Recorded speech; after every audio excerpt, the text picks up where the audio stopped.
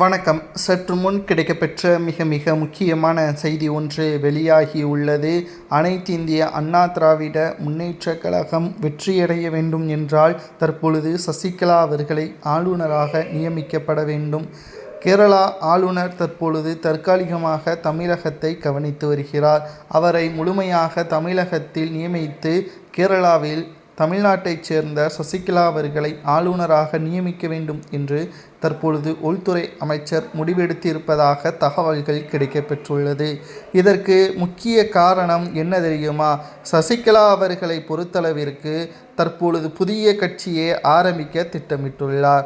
அவர் வெற்றியடையக்கூடிய ஒரு சூழலும் கிடையாது. அதே சமயம் அதிமுக வெற்றிக்கும் அவரால் பாதிப்பு ஏற்படுத்தக்கூடும்.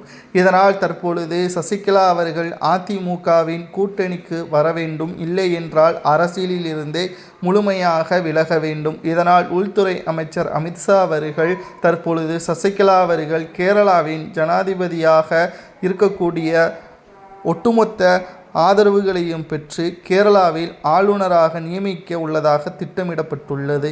ஜனாதிபதி முர்மு அவர்கள் இதனை அறிவிக்க உள்ளதாக தகவல்களும் கிடைக்கப்பெற்றுள்ளது.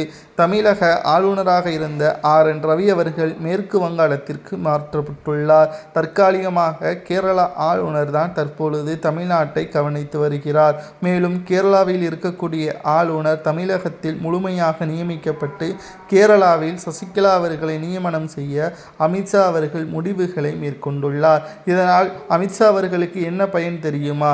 குறிப்பாக அதிமுகவில் இருக்கக்கூடிய பெருவாரியான தொண்டர்கள் ஏற்கனவே பிரிந்து கிடக்கிறார்கள். அதில் ஒரு பங்கு சசிகலாவின் பின்னால் இருக்கிறது. குறிப்பாக தென் மாவட்டங்களில் அதிமுக மற்றும் கூட்டணி கட்சிகள் வெற்றியடைய வேண்டும் என்றால் அதற்கு சசிகலா 2 வழிகளில் உதவலாம். ஒன்று, NDA கூட்டணியில் இணைந்து கொள்ளலாம், இல்லை என்றால் அரசியலில் இருந்து விலகலாம். இதில் ஏதாவது ஒன்றை செய்தால் மட்டும்தான் நடக்கும் என்று எதிர்பார்க்கப்பட்டது. ஆனால் சசிகலா அவர்கள் இதற்கும் வழிவிடாமல் இருந்ததன் காரணமாக ஆளுநர் பதவியை கொடுத்து அவரை விலக வேண்டும் என்ற காரணத்தினால் அமித்ஷா அவர்கள் இந்த முடிவை எடுத்திருப்பதாக தகவல்கள் கிடைக்கப்பெற்றுள்ளது.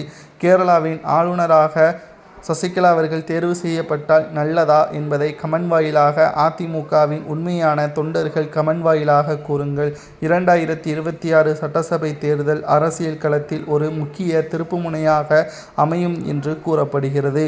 இந்த தேர்தலில் ஆளுநராக சசிகலா நியமிக்கப்பட்டால் அரசியலில் எந்த ஒரு தொடர்பும் படுத்தக்கூடாது, விமர்சனம் செய்யக்கூடாது என்பது ஆளுநராக பொறுப்பேற்றவர்களுக்கு விதிக்கப்பட்ட சட்டத்திட்டம் என்பதும்